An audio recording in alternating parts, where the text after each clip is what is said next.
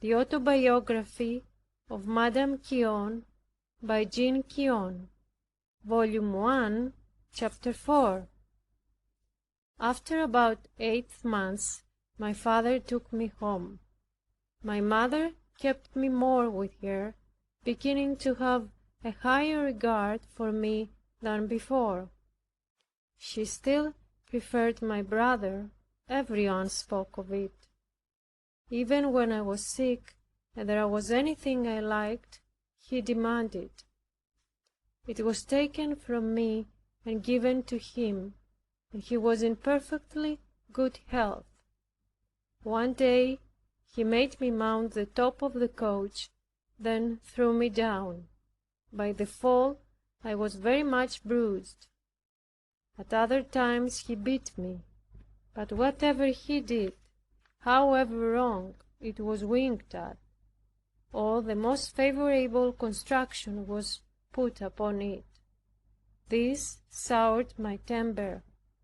I had little disposition to do good, saying I was never the better for it. It was not then for Thee alone, O God, that I did good, since I ceased to do it when it met not with such a reception from others as I wanted. Had I known how to make a right use of this Thy crucifying conduct, I should have made a good progress. Far from turning me out of the way, it would have made me turn more wholly to Thee. I looked with jealous eyes on my brother, seeing the difference between him and me. Whatever he did was considered well, but if there were blame, it fell on me. My stepsisters by the mother gained her goodwill by caressing him and persecuting me. True, I was bad. I relapsed into my former faults of lying and peevishness. With all these faults, I was very tender and charitable to the poor. I prayed to God assiduously, loved to hear anyone speak of Him, and to read good books. I doubt not that you will be amazed at such a series of inconsistencies, but what succeeds will surprise you yet more, when you see this manner of acting gain ground with my years. As my reason ripened, it was so far from correcting this irrational conduct, sin grew more powerful in me. O my God, Thy grace seemed to be redoubled in proportion to the increase of my ingratitude. It was with me as with a city besieged.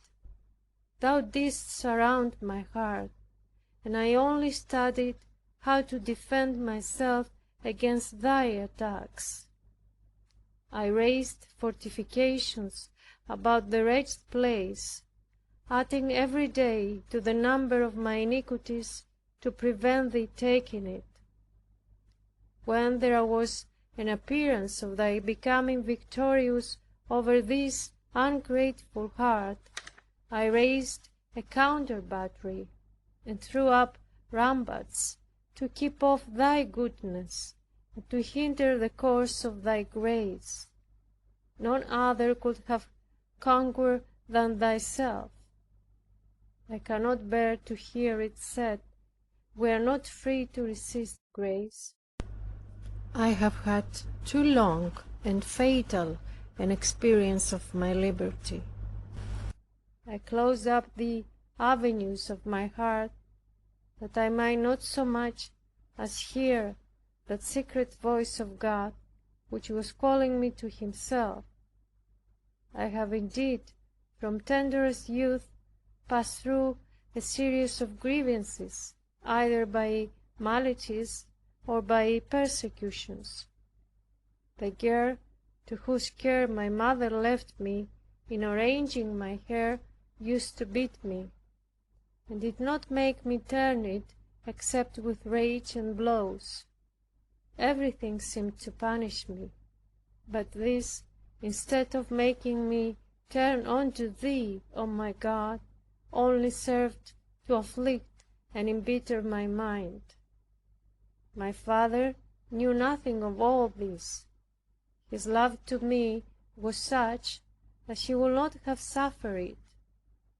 I loved him very much, but at the same time I feared him, so that I told him nothing of it.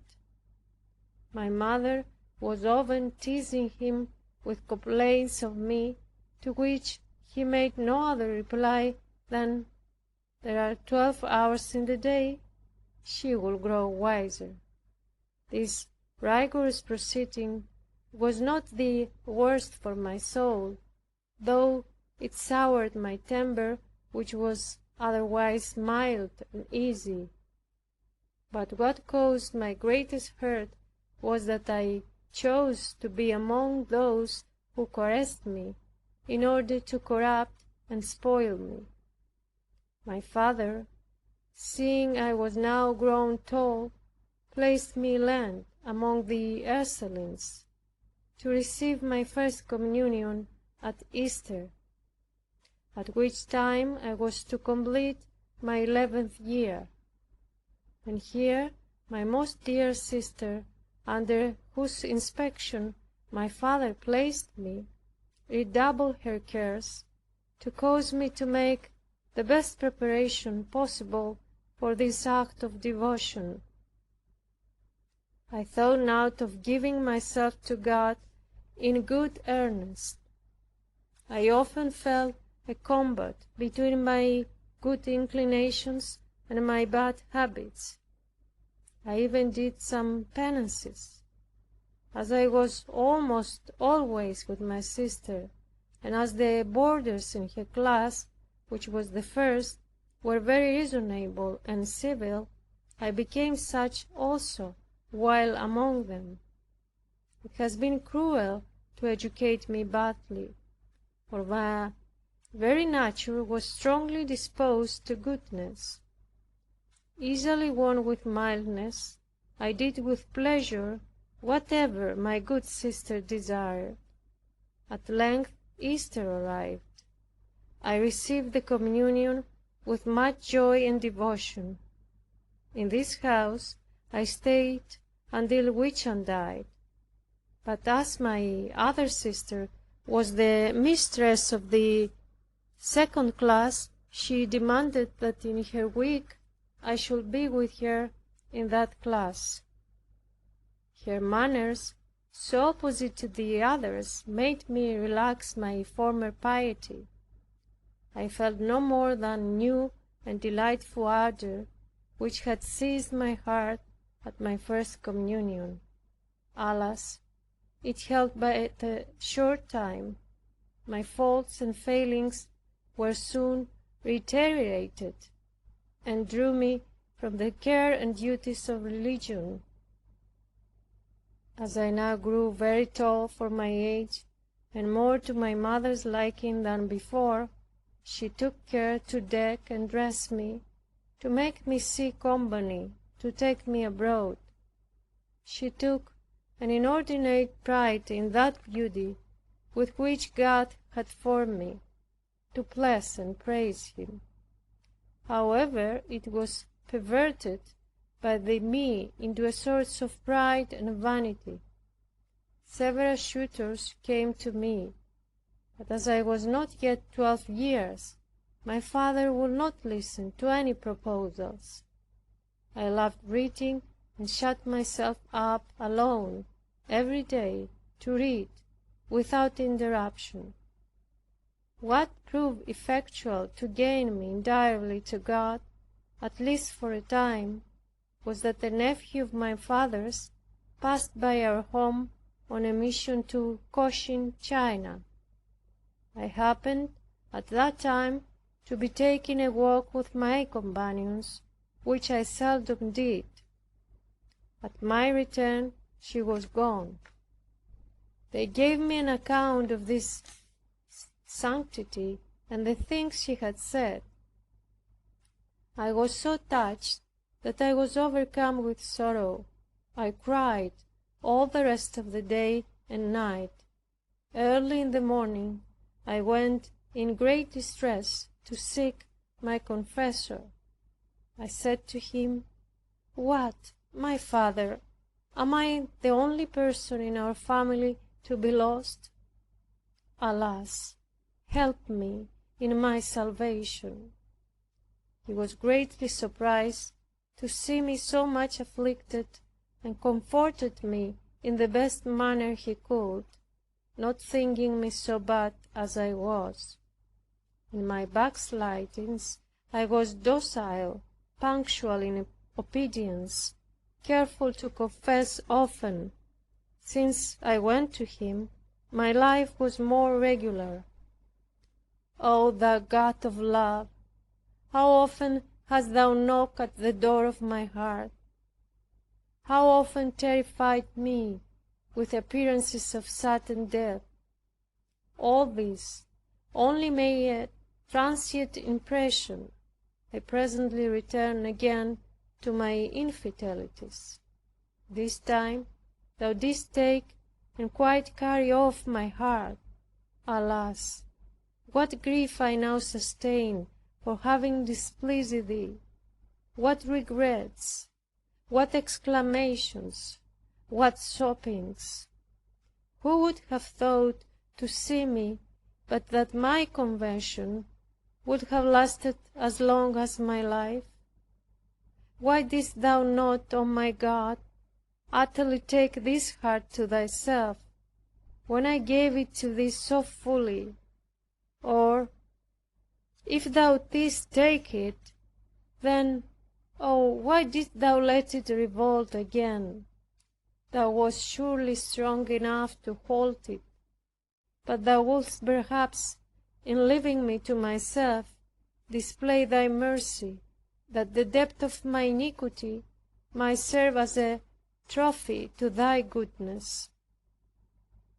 I immediately applied myself to every part of my duty. I made a general confession with great compunction of heart. I frankly confessed all that I knew with many tears. I became so changed that I was scarcely known. I would not forever so much have made the least voluntary slip. They found not any matter for absolution when I confessed. I discovered the very smallest faults, and God did me the favor to enable me to conquer myself in many things. There were left only some remains of passion, which gave me some trouble to conquer. But as soon as I had, by means thereof, given any displeasure, even to the domestics, I begged their pardon, in order to subdue my wrath and pride. For wrath is the daughter of pride. A person truly humble permits not anything to put him in a rage. As it is pride which dies the last in the soul, so it is passion which is last destroyed in the outward conduct.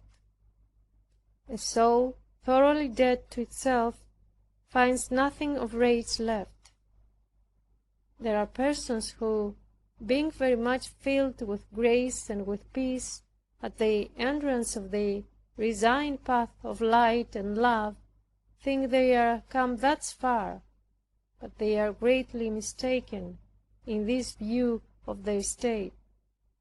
This they will readily discover if they are heartily willing to examine two things. First, if their nature is lively, warm, and violent, I speak not of stupid tempers, they will find from time to time that they make slips in which trouble and emotion have some share. Even then they are useful to humble and annihilate them. But when annihilation is perfected, all passion is gone. It is incompatible with this state.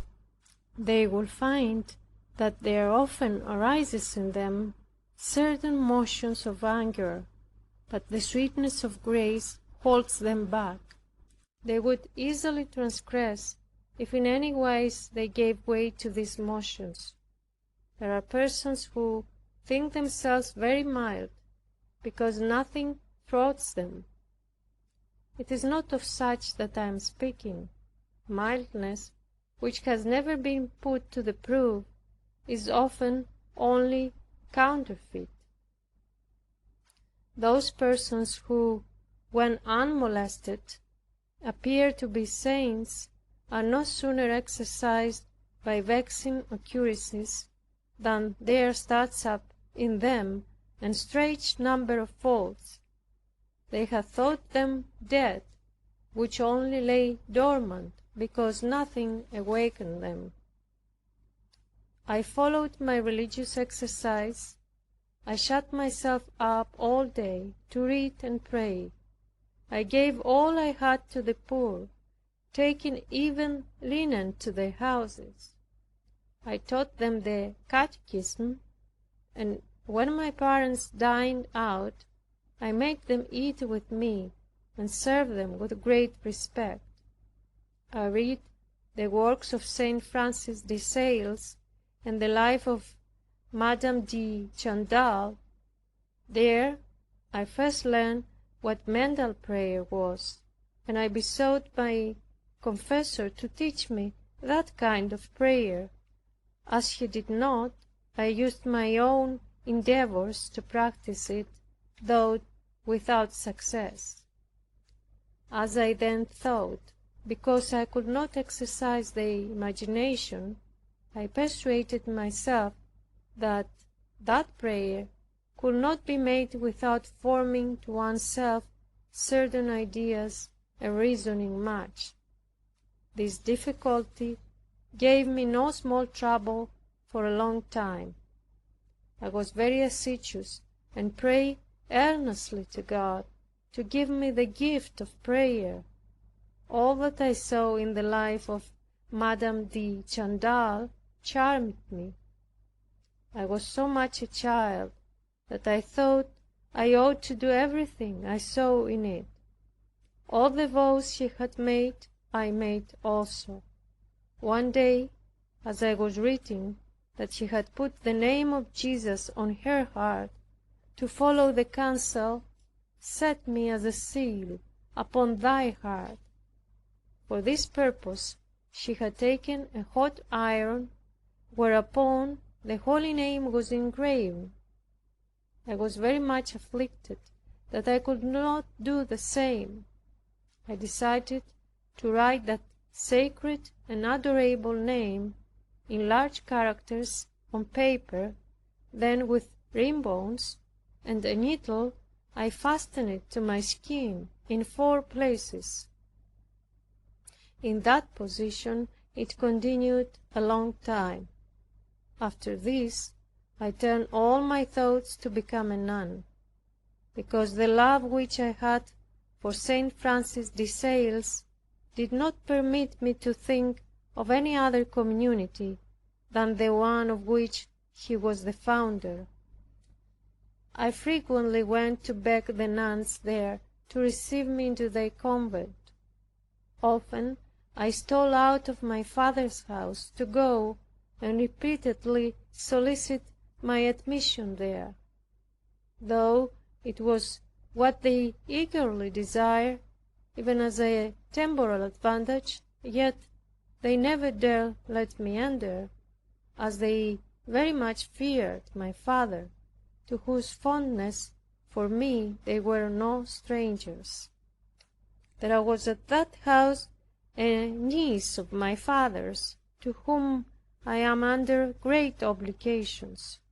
Fortune had not been very favorable to her father. It had reduced her in some measure to depend on mine, to whom she made known my desire. Although she would not for anything in the world have hindered a right vocation, yet she could not hear of my design without shedding tears. As she happened at this time to be abroad, my cousin went to my confessor to desire him to forbid my going to the visitation. He dared not, however, do it plainly, for fear of drawing on himself the resentment of that community. I still wanted to be a nun, and importuned my mother excessively to take me to that house. She would not do it, for fear of grieving my father, who was absent. End of chapter 4 of volume 1.